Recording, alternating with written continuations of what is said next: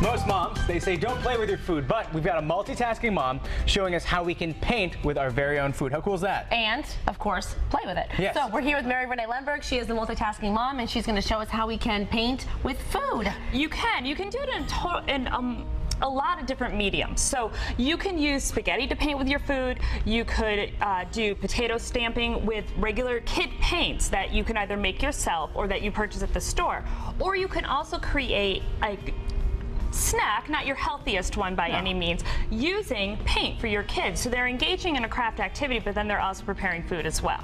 And it's super, super simple, which is what I love. So these are those kind of ideas that all of a sudden it rains, you had planned on going to the park, you need to pull something quick. We all have food coloring in our cabinets at home, and we all have milk in the fridge, and usually white bread. Marshmallows aren't usually in my staple of things, but you know, they really should be, especially in the summertime. You gotta have them in the summer. Exactly. So in the milk, it's just milk. You can also use evaporated milk if you want a shinier paint. You can just add your food coloring. So this is also a great time too. Grab one, Ashley, and just make a color. You can talk about food color chemistry with your kids at this point. So, you know, red and yellow makes orange, yet red and blue makes purple, yellow and blue make green, and then your primary colors. I probably should have asked you what the ratio was, because I just put a whole lot of yellow into that. That's all right, because do you want to make green? I would love to. There Let's you make some go. green. This one green. I only added a little bit of red to this milk, so it made more of a pink color. You can tell that I have girls at home. I'm an expert at pink and purple.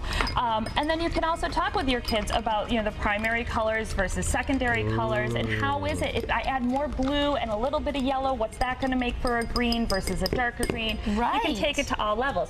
Once you've made the colors, then you get to paint. And these are truly blank canvases, so you can just take the colors and paint only the top if you want. You can create rainbow designs around them. And this is also one where, as a mom, usually with paints, you're telling them not to mix colors, don't cross over. You have usually paintbrushes for different colors, or you're rinsing beforehand.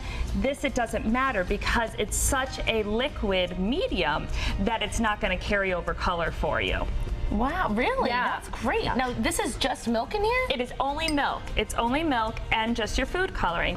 And the other thing is just with marshmallows too, is remember you can always use these for painting purposes as well, especially if you're doing anything with letters. So making, using these as your paintbrush with regular paint, they become instant stampers for you too. Oh, good idea. So instead of just painting them with an edible paint, you could also be using them as your actual tool to paint with. So then you can continue on to the bread, and you can have your kids make whatever kind of design that they want on the bread. And as you can tell, because you're using a small brush and you're using such a liquid medium to paint with, it's going to take a while. It will take your child some time to actually paint whatever they're desiring, and that's part of the process too. See, I'm not a parent, but I can only imagine it's good when you have an arts and crafts project that takes a whole lot of time. It is.